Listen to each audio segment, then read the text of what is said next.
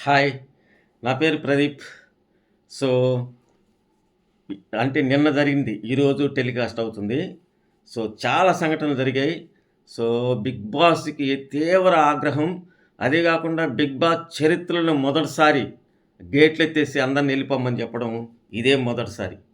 So, అదే విధంగా 'big boss' పెట్టిన రూల్స్‌ని అతిక్రమించింది అభయ్. ఇందులో అనుమానమే లేదు. సో, తీవ్ర ఆగ్రహంతో అతని చీఫ్ పదవి నుంచి తొలగించేశారు అతన్ని.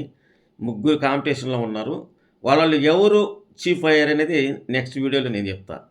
సో, అదే విధంగా 'బిగ్ బాస్' చరిత్రలోనే ఓటింగ్ ఈ విధంగా ఫ్లక్చుయేషన్ అవ్వడం ఇదే మొదటిసారి. సో, నిన్న సేఫ్ జోన్‌లో ఉన్నవాళ్ళు కూడా వచ్చి డేంజర్ జోన్‌లోకి వచ్చేసారు. థర్డ్ ప్లేస్‌లో ఉండేవాళ్ళు ఫిఫ్త్ ప్లేస్‌కొచ్చారు.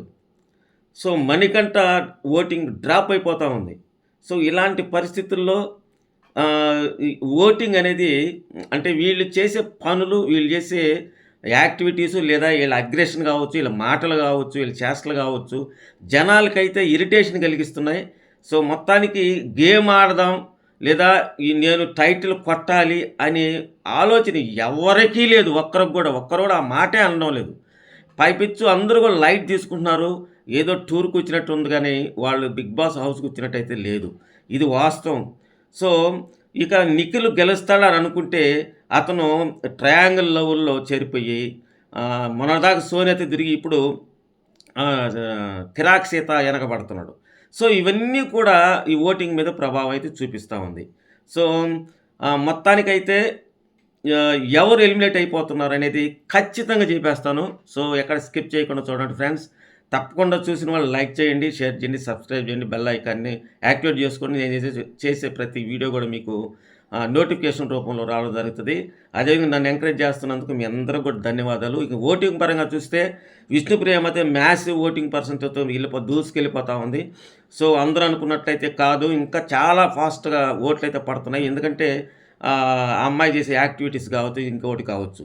సో, రాత్రైతే మన విష్ణుప్రియది 'బిగ్ బాస్' మాత్రం పచ్చి మోసం చేసాడు. అక్కడ జరిగింది ఒకటైతే ఇంకొకటి చూపించాడు ఎపిసోడ్‌లో.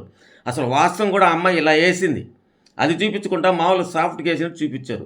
సో, లైవ్‌లో చూసిన వాళ్ళకి అది తెలుసు కాబట్టి ఆ అమ్మాయి ఓటింగ్ అయితే పెరిగింది. 29కి వెళ్ళిపోయింది.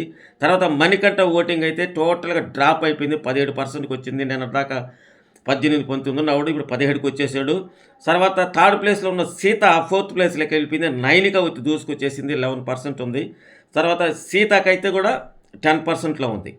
తర్వాత ప్రేరణ కూడా 9-10%. సో, వీళ్ళిద్దరూ ఒక జోన్‌లో ఉన్నారు.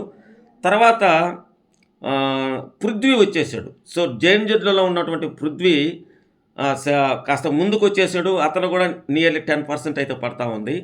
తర్వాత యష్మి. సో, చివరి బాటంలో యష్మి వచ్చేసింది.